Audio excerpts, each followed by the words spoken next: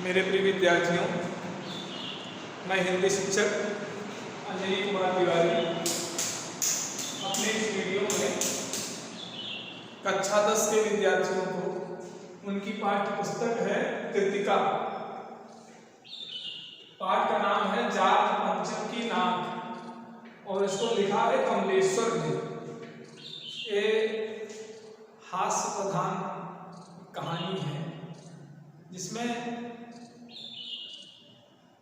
गुलामी की मानसिकता से ग्रस्त भारत देश की प्रशासन व्यवस्था पर व्यक्त किया गया है। अगर कोई अत्याचारी है, अन्यायी है, गलत है, कोई गलत है लेकिन संपन्न है, बहुत संपन्न है, तो क्या उसका विरोध नहीं करना चाहिए?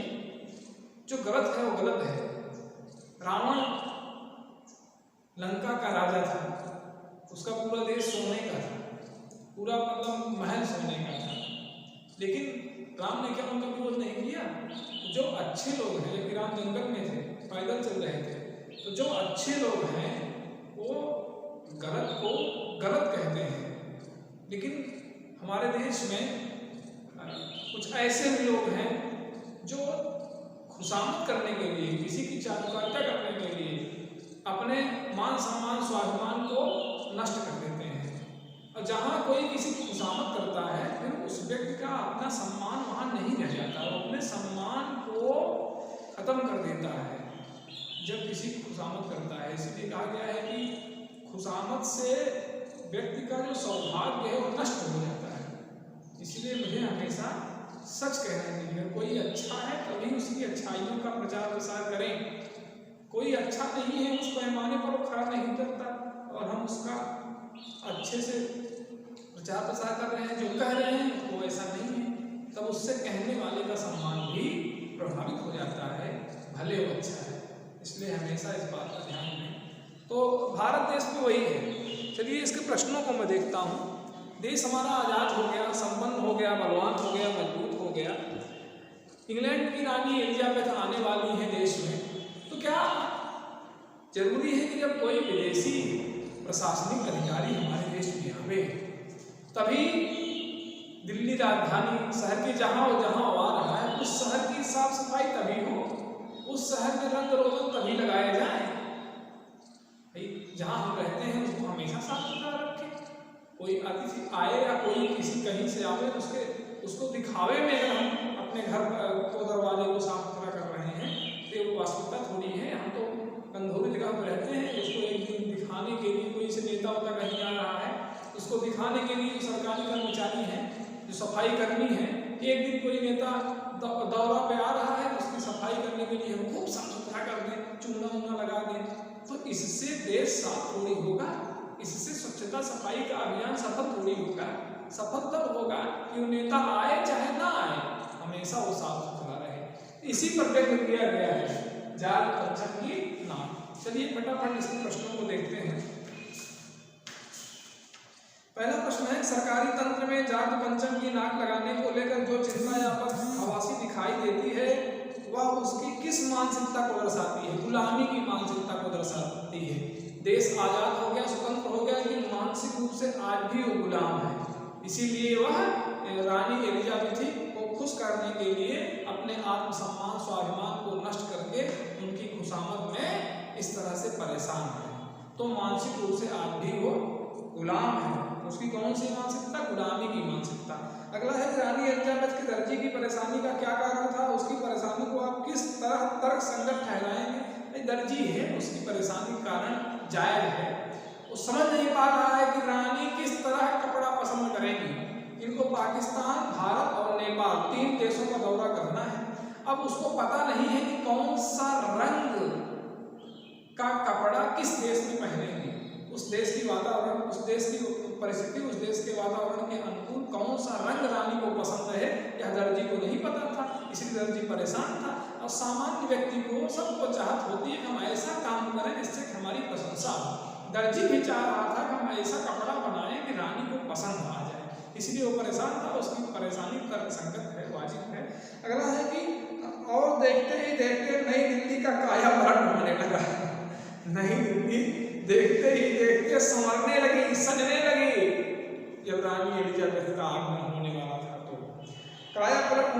नई दिल्ली के काया पलट के लिए क्या क्या प्रयत्न किए गए होंगे। नई दिल्ली की सड़कों को साफ किया गया होगा, अनुमान लगाइए, नई दिल्ली की सड़कों को साफ किया गया होगा, अगल बगल जहाँ कूड़े करकट रखे गए होंगे वो साफ किए गए होंगे, सरकारी भवनों की पुताई की गई होगी, उसमें जहाँ टूटे फाटे हैं तो उनकी मरम्मत की गई होगी। कुछ नेता लोग, देश के अच्छे अच्छे नेता लोग रास्ते में फूल माला लिए खड़े रहेंगे और रानी के सम्मान में बैनर पोस्टर लगाए जाएंगे, रानी के सम्मान में इंग्लैंड और भारत की दोस्ती के नारे लिखे गए होंगे। इस तरह से आप यहाँ पुलिस व्यवस्था लगाई गई होगी, तो आप अनुमान के आधार पर लिखेंगे।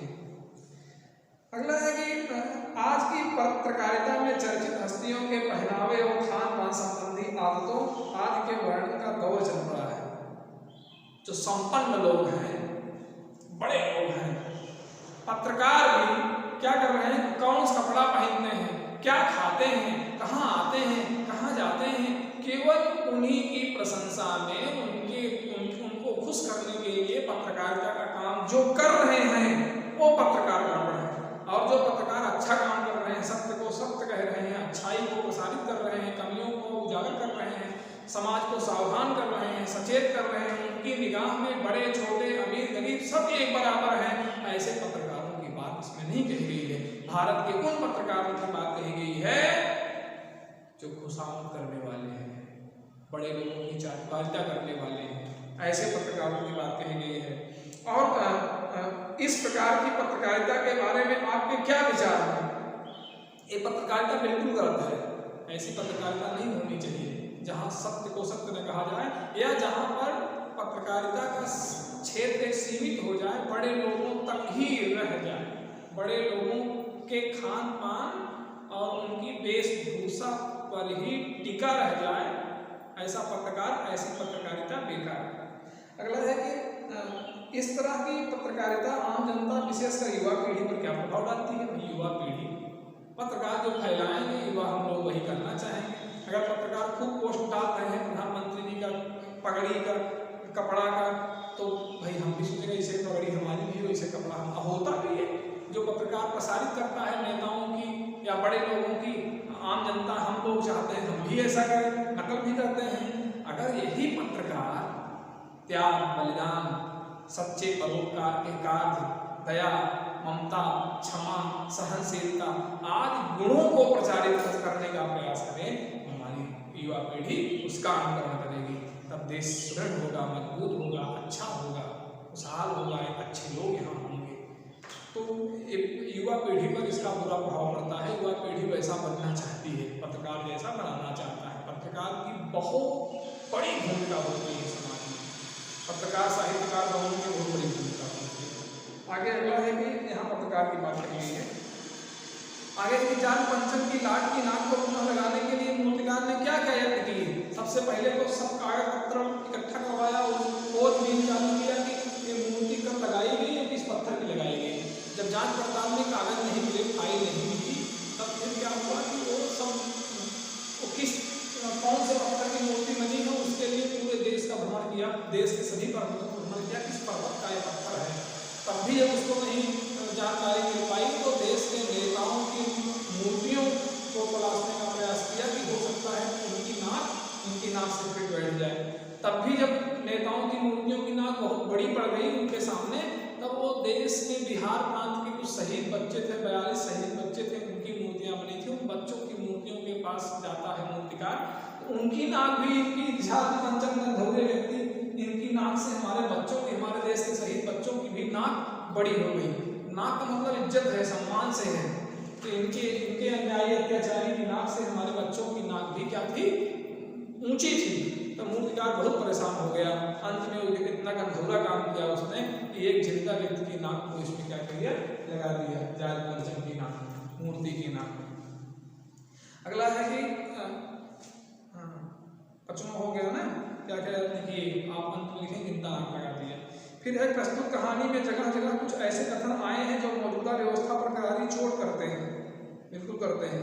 उदाहरण के लिए फाइलें सब कुछ हजम कर चुकी हैं, सब हुक्कामों ने एक दूसरे की तरफ ताका, हुक्काम माने अधिकारी, प्रशासनिक अधिकारी थे, एक दूसरे की तरफ देख रहे हैं क्या किया जाए, इतने परेशान हो गए। एक गंधर्व व्यक्ति, इसकी नाक कट गई थी, कोई ध्यान नहीं दे रहा था। आज एलिजाबेथ, रानी एलिजाबेथ आने वाली है, जिनके सम्मान में अंग्रेज था, इसने भारतीयों पर बहुत कहर बरसाए थे, उसके सम्मान में उसकी नाक को लगाने के लिए सब इतना हैरान, इतना परेशान हो गए हैं।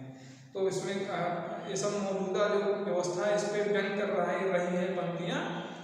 क्या क्या है कि करारी चोट कर रही है। उदाहरण के लिए फाइलें सब कुछ जम कर चुकी हैं, सब हुक्कामों ने एक दूसरे की तरफ ताका, फाइल सब नष्ट हो गई थी, नोट काट हो रहा था, तो कहा गया पाठ में आए ऐसे अन्य कथन छांट कर लिखिए। आप पूरा पाठ पढ़िए, कहीं अगर ऐसा कथन आता है तो उसको लिखिएगा। जैसे कथन आया है कि शंख इंग्लैंड में बज रहा था, गूंज हिंदुस्तान में हो रही थी, दिल्ली में सब था सिर्फ जाज पंचम की लाट पर नाक नहीं थी। और अगला है गश्त लगती रही और लाट की नाक चली गई। इतने सिपाही लगा दिए थे फिर भी नाक कट गई।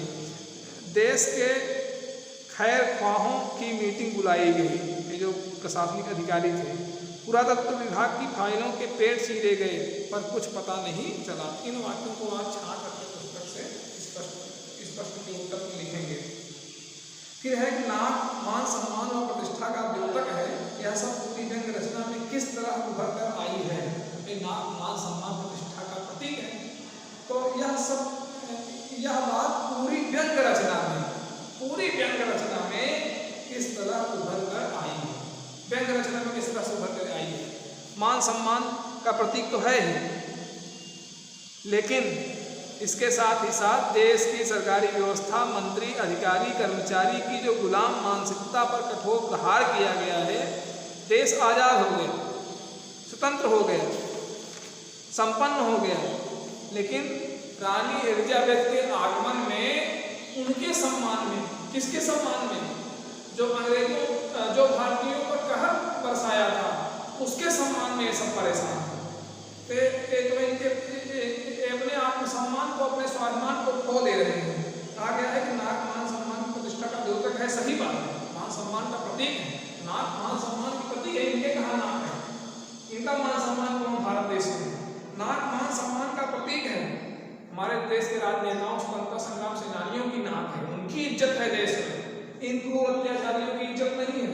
मान सम्मान का द्योतक है।